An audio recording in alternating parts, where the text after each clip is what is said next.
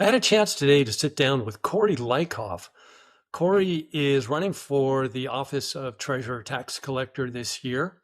And today right now he's working under Joe Harn. And we talked a little bit about, his background in banking and finance and how that lends to this role of the Treasurer-Tax Collector position and some of the ideas that he has in mind for evolving the office going forward and what he brings to the position overall. So we had a really good conversation. I enjoyed learning more about his background, and I hope you enjoy it too. So without further ado, here is my interview with Corey Leikauf.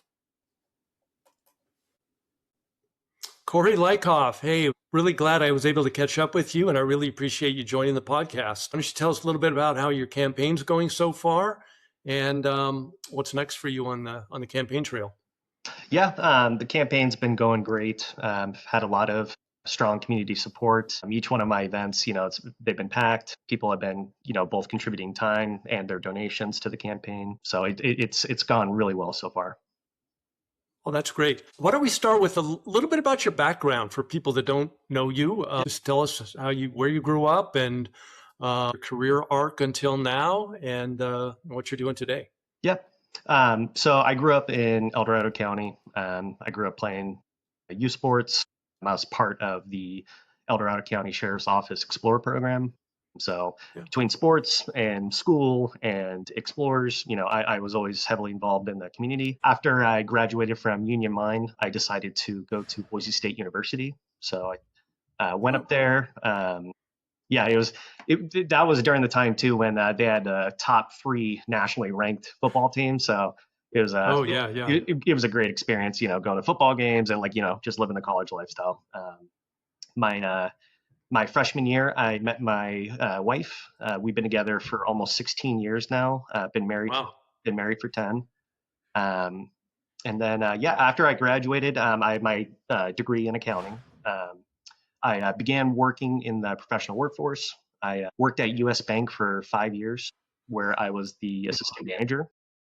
Okay. So learned a lot about internal controls, regulatory compliance, cash flow, and then after that, I decided to go into public accounting. My first firm was Eide Bailly. They had a strong structure around financial institutions, local and state governments. Mm-hmm. Part of my time there, I also audited, reviewed, and substantiated investment portfolios for large public retirement systems. So state of Idaho, state of Texas, those exceeded over $30 billion. So I'm familiar with, how investments are valued and how they're recorded and ensuring that they're accurate. And then from there, I started working at Deloitte & Touche, where I worked there for a couple of years. Deloitte is a top 4 public accounting firm in the world. So I started working there. My focus was primarily on initial public offerings. So I was actually working with companies in the Silicon Valley that were going from a private entity to a public entity. So it required a lot of regulatory responsibilities and how we have to audit and really dig into everything and make sure that laws are being properly applied on both the private and public side. So did that for a couple of years, and then my wife and I love Boise. We were there for almost 10 years. So we had a lot of friends out there. Loved the economy out there, but we didn't have any family around, and we're looking at starting a family of our own. And so ultimately, we made the decision to kind of uproot from Idaho and then lay the roots down back here in the county, where I was raised. Ever since then, for the past 3.5 years, I've been working at the Auditor Controller's office. I wear many hats in the office, but primarily I'm the main point of contact for special districts in California and our county. I approve, review, or decline expenditure claims. I help process journal entries for them to make sure that everything is compliant and recorded correctly, and I help monitor public spending of their budgets. In addition, I also work directly with EDCO in terms of approving schools journals, so moving millions of dollars almost on the daily. So I'm very familiar with the county's operations in terms of inter departments and county oversight. Yeah, awesome. So you kind of did a reverse migration because Yeah. everybody seems like you're going from California up to Boise. Yep. Yeah. No. Like I said, it's a great place to be. The business environment up Yeah, there is great and everything like that. But it was something. The appeal to come back home, and I missed my hometown, and yeah. my wife didn't have any family near, so Okay, well, glad to have you back. yeah. I got to ask you, how is it working for the auditor controller? And you can be honest because he never listens to my podcasts. No, it's great. Joe's awesome. I've had a great experience. I've learned a ton from the office. I think, the way I'm explaining it to people is the auditor controller's office is responsible for expenses going out as opposed to the Yeah. treasury tax collector funds coming in. So there's a ton of crossover between the two departments. And I think, leveraging my 3.5 years of experience kind of puts me in the best position to handle that office, the treasurer tax collectors. Awesome. Yeah, so it's treasurer tax collector. It's a little bit tricky. I mean, you don't have any legislative or policy making input. So how does a voter measure a candidate? Is it I don't know, political bent or just background and knowledge and relevant skills, or what's the criteria and how do you match up to that? Yeah, I think the number one thing with this office is trust, and that the public Yeah. feels that the person who holds that office is trustworthy of county funds. I think that, this role requires you to be able to safeguard public funds as the number one priority. That's at least what I'm running Hmm. on. And then, managing liquidity. And then after that, you're trying to earn a reasonable, fair return. But like I said, this all goes back to trust.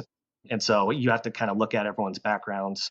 My background, I have 10 years of financial experience between banking, Hmm. public accounting, county work. I know what it's like to work with public funds. It's been centered around my whole career. I'm extremely confident in my abilities to provide oversight in that realm. And Hmm. so that's just kind of what I've been trying to spread that message, that I'm trustworthy and I have the public's best interest in mind. Yeah. Okay. So what is there any political values that you hold near and dear that are worth sharing, that are relevant to this position or that people should know about as they consider you as a candidate?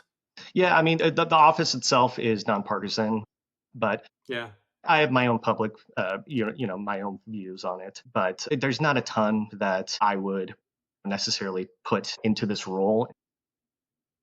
Fiscally conservative, something Yeah, like so, that. so I mean, I'm very fiscally conservative, and I think that's what the Treasurer Tax Collector Office requires. I think Yeah. there's sometimes a misconception that people think that the goal of the office is to try to earn the highest return or something like that. That's not the Hmm. case. Going back to Yeah. what I was saying, it's all about safeguarding public funds and making sure that risk is managed correctly. Yeah, and just like being fiscally conservative, the return expectations for most counties within the state are very conservative as well. And Yeah. this office requires a lot of state approval and also approval by the Board of Supervisors. So the office is also extremely limited in its investment tools that it can actually invest in, Mhm. which once again are highly regulated by the state. Going back to kind of the previous question, what's this role about? It's about trust and it's about stewardship. Hmm. Yeah, awesome. So I was going to ask you about kind of the range of investment opportunities. Or, I assume it's mostly fixed income. I don't know if you can go corporate bonds as well as government and government bonds and municipal bonds, I presume. How do you go about selecting a portfolio and selecting a risk profile? Because like I agree with you, big part of it is managing the risk in a fairly volatile interest rate environment. I mean, how do you go about that? And do you have external advisors that we rely on, or are those kind of the decisions that you're making? Yeah. So going back to kind of, being fiscally conservative, that would also lead me into my investment choices.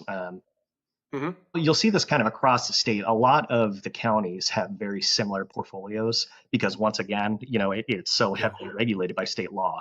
So there's only certain wiggle room of, like I said, in certain investments that you can actually select. But that being said, I would have a strong focus on federally backed securities. Hmm. I believe as of December 31st of last year, the county had nearly like 60% in federal securities. This is your Freddie Mac, your Fannie Mae, mortgage-backed securities. So they're very conservative. Um, and I believe another 15% were U.S. Treasury bills. So also Hmm. extremely conservative and backed by government. Um, and yeah, I would also have a focus on highly rated corporate bonds, but that's going to Hmm. be a smaller part of the portfolio. Yeah. Okay. Very And, good. sorry, lastly, there's a good range of nearly 20% or so that the county should have on hand. So keeping it liquid. There's state Hmm. rules that they can keep it in, which is essentially like a savings account, like a money market, to where you could put it in one day, move it the next day. So that goes back to the second principle of the investment policy, is just keeping funds liquid and making sure that Yeah. funds are on hand to cover expenditures for the county for the next week, the next month, 3 months, 6 months, so on. Yeah. So you mentioned working with the special districts, and that the auditor controller is managing the funds for, not managing, but holding the accounts for and releasing them. Maybe talk about your relationships with the various special districts and what you do in this different role of the in the treasurer's office. And since I'm down here on the board of the El Dorado Hills CSD, maybe talk about that as an anecdotal example of the working relationships that the county has with the special district. Yeah. So I have a very strong relationship with the over 40 special districts that I help oversee. Hmm. That Hmm. includes fire protection districts, cemetery districts, and then a couple Hmm. of recreation districts. So, as I said earlier, I'm the main point of contact in terms of trying to help them, assist in answering questions that they may have. I approve and review their claims. And I help monitor their overseeing their budget. So if they have questions, I can, bounce ideas off of them, whatever makes the most sense for them. Hmm. And then, so going on the treasurer tax collector side, it depends truly if the special district banks with the county. They're not required in certain circumstances. So, I mean, it's part of the county's pooled funds, the special districts, Hmm. schools, all the departments. So I would take that managing in the same fiscally conservative way. I wouldn't Yeah. necessarily change my strategy, just specifically for special districts. But I love working with the special districts. I get a lot of positive feedback, and I get a lot from it. Who gets to make the actual investment or portfolio decisions? Is it finance people on the special district side, or do you have much weight in that, or you're kind of pooling the funds It's for it's in it's another larger umbrella portfolio? Right. Yeah. It's pooled funds. So if the special district decides to bank with the county, then they're part of those pooled funds. Awesome. Okay. And so, and you're segregating or handling all of the impact fees as well as lighting and landscape assessment district funds as well as the general fund for these guys, Right. or do they manage their own general funds? Well, I mean, the special districts have independent oversight. So, like we're not, at least from the auditor controller's perspective, they have independent oversight. They have their own board. So ultimately that, is on their end. Yeah. Gotcha. Okay. So are you concerned at all about the county budget shortfall that kind of surfaced, and how to handle that and manage it going forward? Do you think about, hey, maybe we need to get a little more revenue or go a little further out on the risk profile to maximize our return on our funds, or do you have any input in some of those budgetary constraints and issues? Yeah, I would defer back to the board of supervisors. The treasurer tax Hmm. collector doesn't set the county's budget. It, Yeah, it yeah, can sure. it can send a message in terms of how financially literate the treasurer tax collector's office can be run. So Hmm. by making sure that my office is working the most efficiently, and turning over every rock to make sure that processes, if there are any issues, can be improved. And so, yeah, I would defer back to the board of supervisors in terms of budgets and budget constraints. Sure. Would they ever ask you or say, hey, Corey, maybe you could get us an extra 0.5% on our fund balances, or maybe we can look at a little longer duration for the portfolio, something like that's totally within your jurisdiction? Yeah, and I would go back to kind of what I was talking about earlier. Being very fiscally conservative is naturally built into this role. Like I said, the number one priority is safeguarding public funds. That means you're not taking a unnecessary risk to try to chase a higher yield. It doesn't mean that you can't be proactive in how you manage those investments. You can what's called laddering investments. So if you know there's a large expense coming in 6 months. You can invest appropriately to make sure that at that 6 month mark, you have those funds available. So during that time, you can maybe have something that's earning higher interest. But no, I wouldn't try to chase yields as my number one priority in the office. Yeah, I hear you. Okay. Do you remember back in 2008?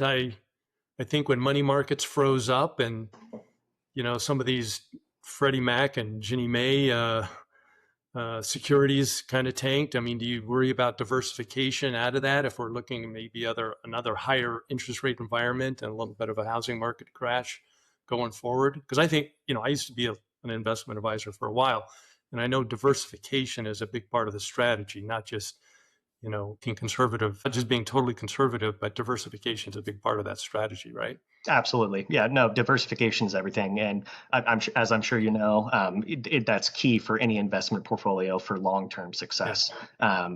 But part of what the Board of Supervisors approves is, when the Treasurer Tax Collector does make an investment, they are typically 100% required to live out that maturity instead of trying to buy, sell things, Yeah. So naturally, it's built on diversification and just being fiscally conservative.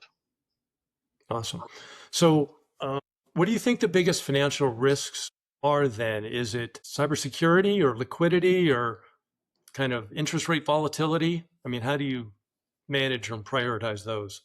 So, I mean, like I said, number one is always protecting the asset. So safeguarding them as much as possible. And then managing liquidity is a huge part of this role. So that's being able to work with all the county departments, special districts, to try to anticipate any upcoming expenses to make sure that, investments are properly allocated and going back to making sure that they're properly, diversified. Yeah. Okay. Makes sense. Let's talk about kind of technology improvements and any cybersecurity issues that you think need to be incorporated. How would you kind of evolve the Treasurer Tax Collector office from an IT perspective? And how do you rank kind of cybersecurity within that focus? I think it's extremely important. I worked at U.S. Bank, like I said, for 5 years. It was an extremely highly regulated organization. So during my time there, I learned a ton about, managing risk in terms of technology, in person, everything like that. So yeah, I do believe it's extremely important.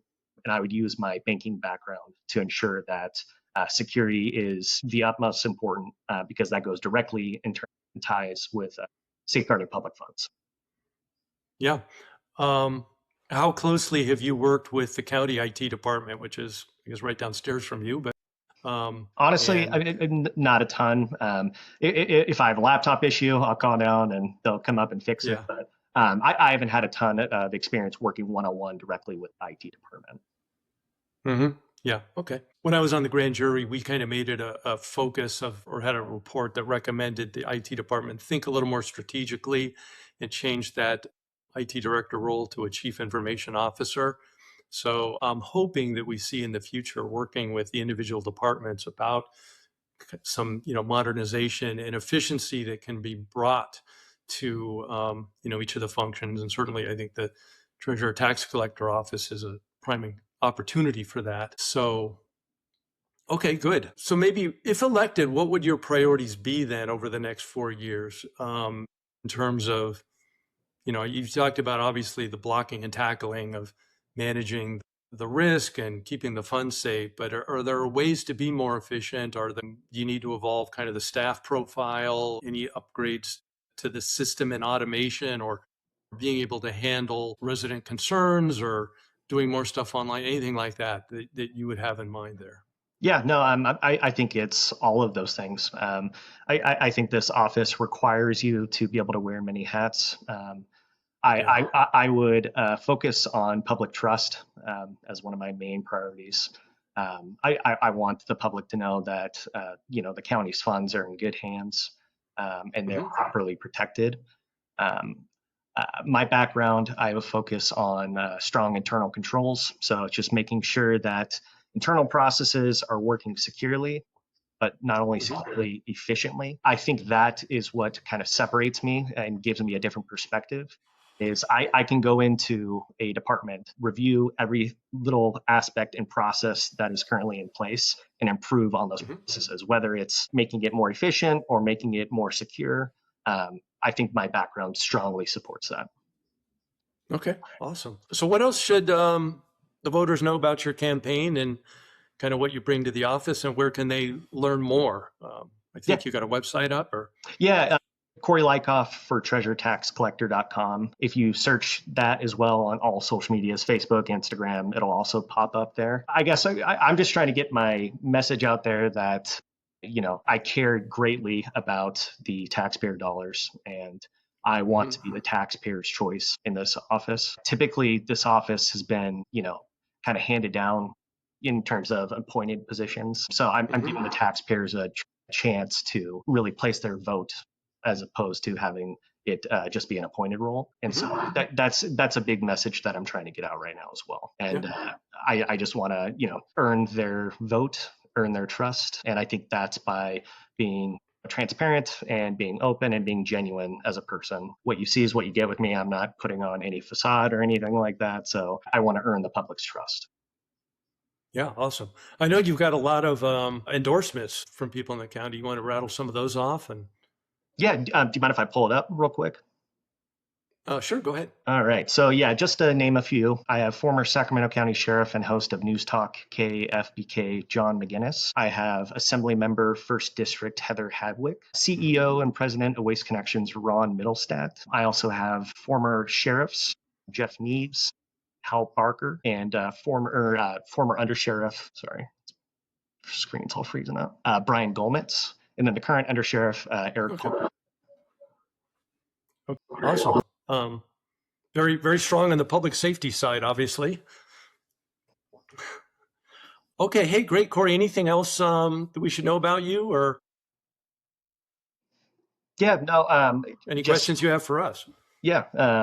Well, I guess a question for you is, what's your experience been like working, if it has, you know, occurred, working with the treasure tax collector? Are there any concerns that you've seen or you've wanted to address that, I can maybe have some um, uh, Yeah, assistance sure. with? Okay.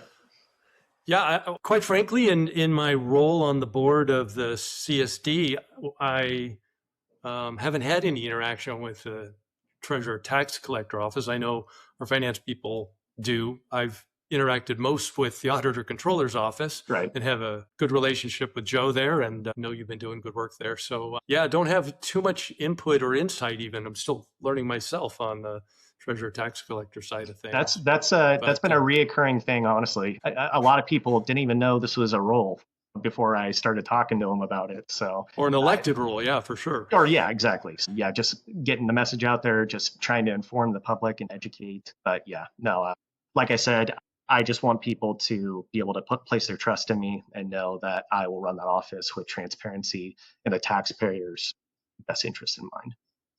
Yeah, no, that's great. And then that's what I'm trying to do is just kind of raise the awareness of all of our elected officials and the offices in the county, as well as more locally. So yeah, good. I think it's great you're getting the message out there and educating people, because we need to do more of that. Absolutely. Yeah. So anyway, hey, Corey, this has been great. I feel like I learned a lot more. I think the listeners will learn a lot more. Good luck with the rest of your campaign. We'll be interested in seeing how it plays out. Hopefully talk to you soon. Awesome. Hey, thank you so much for your time, Gary. I really appreciate the opportunity to come on and talk. Yeah, no problem. Thank you.